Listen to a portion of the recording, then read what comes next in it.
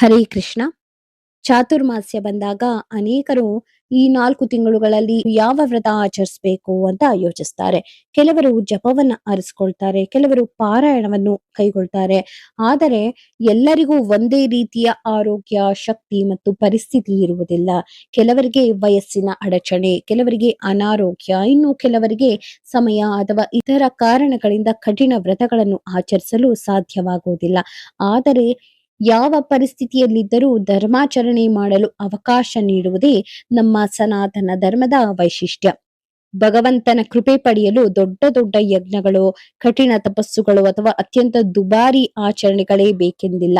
ಕೆಲವೊಮ್ಮೆ ಸರಳವಾದ ಒಂದು ಸೇವೆಯು ಅಪಾರ ಫಲವನ್ನು ನೀಡುತ್ತದೆ.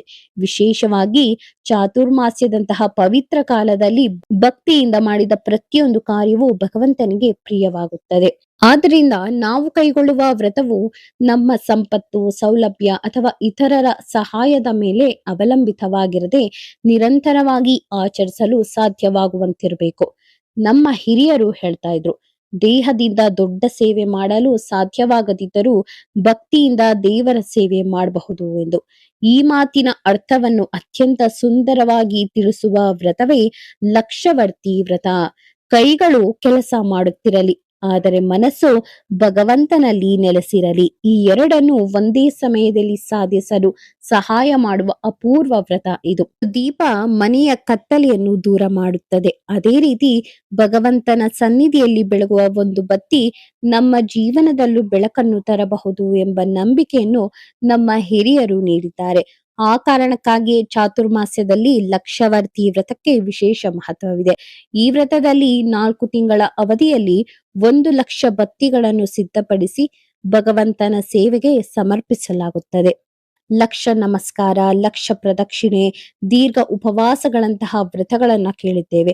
ದೃಢವಾದ ದೇಹ ಹೊಂದಿರುವವರು ಲಕ್ಷ ನಮಸ್ಕಾರ ಮಾಡಬಹುದು. ಆರೋಗ್ಯ ಚೆನ್ನಾಗಿರುವವರು ಸಾವಿರಾರು ಪ್ರದಕ್ಷಿಣೆಗಳನ್ನು ಮಾಡಬಹುದು. ಆದರೆ ನಡೆಯಲು ಸಾಧ್ಯವಾಗದವರು, ವೃದ್ಧರು, ಅನಾರೋಗ್ಯದಿಂದ ಬಳಲುತ್ತಿರುವವರು, ಅಶಕ್ತರು ಅಥವಾ ಮನೆಯಲ್ಲಿಯೇ ಹೆಚ್ಚು ಸಮಯ ಕಳೆಯುವವರು ಏನ್ ಮಾಡ್ಬೇಕು? ಅವರು ಭಗವಂತನ ಕೃಪೆಯಿಂದ ವಂಚಿತರಾಗ್ಬೇಕೆ? ಖಂಡಿತ ಇಲ್ಲ. ಭಗವಂತನು ಎಲ್ಲರಿಗೂ ಸಮಾನವಾದ ಅವಕಾಶವನ್ನ ನೀಡ್ತಾನೆ. ಪ್ರತಿದಿನ ಸ್ವಲ್ಪ ಸಮಯವನ್ನು ಮೀಸಲಿಟ್ಟು ಭಗವಂತನ ಸ್ಮರಣೆಯೊಂದಿಗೆ ಬತ್ತಿಗಳನ್ನು ಹೊಸೆಯುತ್ತಾ ಹೋದರೆ ನಿಧಾನವಾಗಿ ಒಂದು ಮಹಾನ್ ಸೇವೆಯ ಭಾಗವಾಗಬಹುದು. ಹತ್ತಿಯನ್ನು ಕೈಗೆ ತೆಗೆದುಕೊಂಡಾಗ ಅದು ತಕ್ಷಣ ಬತ್ತಿಯಾಗೋದಿಲ್ಲ. ಮೊದಲು ಅದರಲ್ಲಿರುವ ಬೀಜಗಳನ್ನು ಬೇರ್ಪಡಿಸಬೇಕು, ಕಗ್ಗಂಟುಗಳನ್ನು ಬಿಡಿಸಬೇಕು, ಅದನ್ನು ಮೃದುವಾಗಿಸಬೇಕು, ನಂತರ ಬತ್ತಿಯ ರೂಪ ನೀಡಬೇಕು. ಈ ಪ್ರಕ್ರಿಯೆಯೇ ನಮಗೆ ಒಂದು ಜೀವನ ಪಾಠವನ್ನು ಕಲಿಸುತ್ತದೆ. ನಮ್ಮ ಮನಸ್ಸಿನಲ್ಲಿಯೂ ಅನೇಕ ಕಗ್ಗಂಟುಗಳಿರುತ್ತವೆ. ಅಹಂಕಾರ, ಕೋಪ, ಅಸೂಯೆ, ದ್ವೇಷ, ನಿರಾಶೆ, ದುಃಖ, ಭಯ ಇವೆಲ್ಲವೂ ಮನಸ್ಸನ್ನು ಭಾರವಾಗಿಸುತ್ತವೆ. ಹತ್ತಿಯ ಕಗ್ಗಂಟುಗಳನ್ನು ಬಿಡಿಸುತ್ತಾ ಕುಳಿತಾಗ ದೇವರಲ್ಲಿ ನಮ್ಮ ಮನಸ್ಸಿನ ಕಗ್ಗಂಟುಗಳನ್ನು ಬಿಡಿಸು ಎಂದು ಪ್ರಾರ್ಥಿಸಬಹುದು. ಹತ್ತಿಯಲ್ಲಿರುವ ಬೀಜವನ್ನು ಹೊರಹಾಕುವಾಗ ನಮ್ಮ ಪಾಪಗಳ ಬೀಜವನ್ನು ಸಹ ದೂರ ಮಾಡುವಂತ ಬೇಡಿಕೊಳ್ಳಬಹುದು.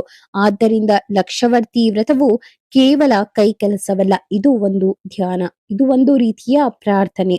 ಇನ್ನೊಂದು ಸುಂದರವಾದ ಭಾವನೆಯನ್ನ ನಮ್ಮ ಹಿರಿಯರು ತಿಳಿಸ್ತಾರೆ. ನಾವು ತಿಂಗಳುಗಟ್ಟಲೆ 2 ಕೈಗಳಿಂದ ಭಗವಂತನಿಗಾಗಿ ಬತ್ತಿಗಳನ್ನ ಹೊಸೆಯುತ್ತೇವೆ. ಹಾಗಿದ್ದರೆ ಭಗವಂತನು ತನ್ನ 2 ಕೈಗಳಿಂದ, ಒಂದು ವರದ ಹಸ್ತದಿಂದ ಮತ್ತು ಇನ್ನೊಂದು ಅಭಯ ಹಸ್ತದಿಂದ ನಮ್ಮನ್ನು ಖಂಡಿತವಾಗಿಯೂ ಕಾಪಾಡ್ತಾನೆ. ನಾವು ಆತನಿಗಾಗಿ ಮಾಡುವ ಸೇವೆಯ ಪ್ರತಿಯೊಂದು ಕ್ಷಣವೂ ವ್ಯರ್ಥವಾಗುವುದಿಲ್ಲ. ನಾವು ಹೊಸೆದ ಬತ್ತಿ ದೇವರ ಆರತಿಯ ಸಮಯದಲ್ಲಿ ದೀಪದ ಜ್ಯೋತಿಯನ್ನು ನಾವು ನೋಡಿದಾಗ ಎಷ್ಟೋ ಸಂತೋಷವಾಗುತ್ತದೆ. ಆ ಜ್ಯೋತಿಗೆ ಕಾರಣವಾದ ಬತ್ತಿಯನ್ನು ನಾವು ತಯಾರಿಸಿದ್ದೇವೆ ಎಂಬ ಭಾವನೆ ಬಂದಾಗ ಒಂದು ರೀತಿಯ ತೃಪ್ತಿ ಉಂಟಾಗುತ್ತದೆ. ಇದು ಎಷ್ಟೇ ಹಣ ಕೊಟ್ಟು ಕೊಳ್ಳಲಾಗದ ಸಂತೋಷ. ಈ ವ್ರತದ ಮತ್ತೊಂದು ವಿಶೇಷತೆ ಎಂದರೆ ಇದನ್ನು ಯಾವುದೇ ವಯಸ್ಸಿನವರು ಆಚರಿಸಬಹುದು.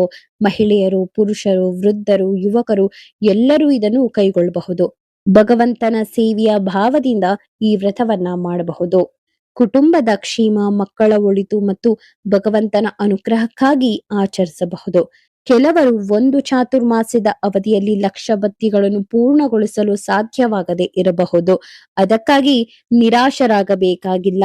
ನಮ್ಮ ಸಂಪ್ರದಾಯವು ಸಹನೆಯನ್ನೇ ಕಲಿಸುತ್ತದೆ. ಈ ವರ್ಷ ಆರಂಭಿಸಿ ಮುಂದಿನ ಚಾತುರ್ಮಾಸ್ಯದಲ್ಲಿ ಮುಂದುವರಿಸಿ ಪೂರ್ಣಗೊಳಿಸಬಹುದು. ಮುಖ್ಯವಾದದ್ದು ಸಂಖ್ಯೆಯಲ್ಲ, ಭಕ್ತಿ ಮತ್ತು ನಿರಂತರತೆ.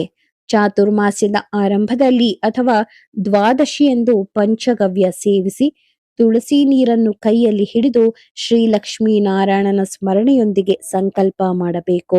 ನಂತರ ಪ್ರತಿದಿನ ಸಾಧ್ಯವಾದಷ್ಟು ಭಗವಂತನ ನಾಮಸ್ಮರಣೆಯೊಂದಿಗೆ ಬತ್ತಿಗಳನ್ನು ಹೊಸೆಯಬೇಕು. ವಿಷ್ಣು ಸಹಸ್ರನಾಮ, ಭಗವಂತನ ನಾಮಸ್ಮರಣೆ ಅಥವಾ ಭಜನೆಗಳನ್ನು ಅಥವಾ ತಮ್ಮ ಇಷ್ಟ ದೇವರ ನಾಮವನ್ನು ಜಪಿಸುತ್ತಾ ಮಾಡಿದರೆ ಈ ಕಾರ್ಯ ಇನ್ನಷ್ಟು ಪವಿತ್ರವಾಗುತ್ತದೆ. ಇದು ಮನಸ್ಸನ್ನು ಭಗವಂತನ ಕಡೆಗೆ ತಿರುಗಿಸುವ ವ್ರತ.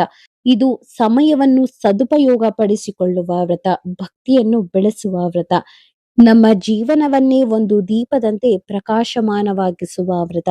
ಆದ್ದರಿಂದ ಈ ಚಾತುರ್ಮಾಸ್ಯದಲ್ಲಿ ಭಗವಂತನ ಅನುಗ್ರಹವನ್ನು ಪಡೆಯುವ ಆಶಯದಿಂದ ಮನಃಶಾಂತಿ ಮತ್ತು ಆತ್ಮಶುದ್ಧಿಯನ್ನು ಸಾಧಿಸುವ ಉದ್ದೇಶದಿಂದ ಭಕ್ತಿಯಿಂದ ಲಕ್ಷವರ್ತಿ ವ್ರತವನ್ನು ಆಚರಿಸೋಣ.